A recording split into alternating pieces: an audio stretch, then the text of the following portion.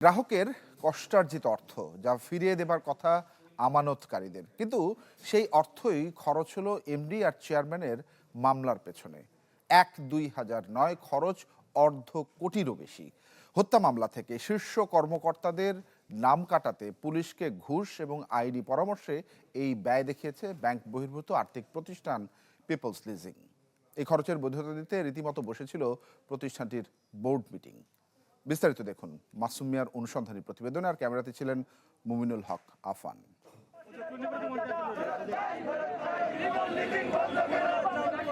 হাজারো আমানতকারীর টাকা ফেরত দেওয়ার খবর নেই, তবে প্রতিষ্ঠানের টাকায় শীর্ষ কর্তাদের ব্যক্তিগত মামলা চালানোর ঘুষ দিতে রীতিমতো বসেছে বোর্ড মিটিং। এমনকি সাবেক এক কর্মকর্তাকে গ্রেপ্তার করাতেও খরচ হয়েছে তহবিল। এমনই কাণ্ড ঘটিয়েছে নন ব্যাংক আর্থিক প্রতিষ্ঠান Peoples Leasing and Financial Service limited.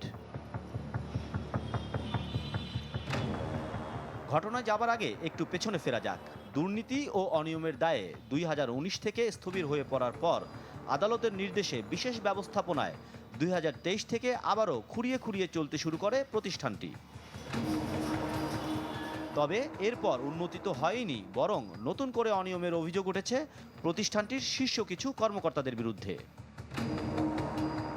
Channel 24-এর হাতে আসা নথি অনুযায়ী জুলাইয়ের একটি হত্যা মামলার দায় থেকে চেয়ারম্যান এমডি সহ 7 জনকে রেহাই দিতে পিপলস লিজিং গেল বছরের এপ্রিল থেকে সেপ্টেম্বর এই 6 মাসে বিভিন্ন পর্যায়ে ঘুষসহ খরচ করেছে 58 লাখ টাকা। এই অর্থ অনুমোদন হয় প্রতিষ্ঠানটির বোর্ড সভায়। সেই নথিতে স্বাক্ষর করেন খোদ ব্যবস্থাপনা পরিচালক সগির হোসেন খান। এই টাকা খরচ হয়েছে পল্টন থানায় বিশেষ তদবির করতে। নগদ নিয়ে এলো হার না মানা হার অফার। সর্বনিম্ন 10,000 টাকা রেমিটেন্স নগদে পাঠালে থাকছে স্বর্ণের হার জেতার সুযোগ।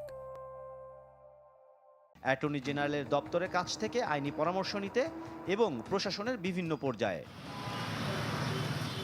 বিষয়টি নিয়ে কথা বলতে চ্যানেল 24 যায় পল্টন থানার তৎকালীন ভারপ্রাপ্ত কর্মকর্তার কাছে, যিনি এখন দায়িত্বরত আছেন বাড্ডা থানায়। এই কোম্পানিটা অনিয়মের সাথে জড়িত, এটা সেটাও হতে পারে, এটা তাদের অনিয়ম। এখন তারা বিভিন্ন খাত দেখিয়ে দিয়েছে, পুলিশের খাত হতে পারে না, চালাকির তো শেষ নেই। তবে আমি আমার জায়গা থেকে স্বচ্ছ। পুরো অনিয়মের বিষয়টি তদন্ত করে ব্যবস্থা নেওয়ার আশ্বাস দিয়েছেন কেন্দ্রীয় ব্যাংক। নিয়ন্ত্রক সংস্থাটির মুখপাত্র এক্ষেত্রে প্রয়োজনীয় ব্যবস্থা নেওয়ার আহ্বান জানিয়েছেন আইন শৃঙ্খলা রক্ষাকারী বাহিনীকে। এটা কোনোভাবে গ্রহণযোগ্য না। আমি আশা করব এই ব্যাপারে বাংলাদেশ ব্যাংক তো অবশ্যই বিষয়টি অভিযোগটি তলিয়ে দেখবে। আইন শৃঙ্খলা বাহিনীরও তাদের ইমেজের জন্যই প্রয়োজন এই প্রসেসের সাথে যারা জড়িত তাদের বিরুদ্ধে অবশ্যই তারা যাতে বিধি মোতাবেক ব্যবস্থা গ্রহণ করে। এই অভিযোগের বিষয়ে ব্যবস্থাপনা পরিচালকের সাথে কথা বলার চেষ্টা করে চ্যানেল 24, তবে আদালতের অনুমতি ছাড়া কথা বলতে রাজি হননি তিনি। স্যার বলছে যে না, আমরা কোর্টের পারমিশন ছাড়া কোনো সাংবাদিকের সাক্ষাৎ নেব না। মাসুম মিয়া, চ্যানেল 24, ঢাকা।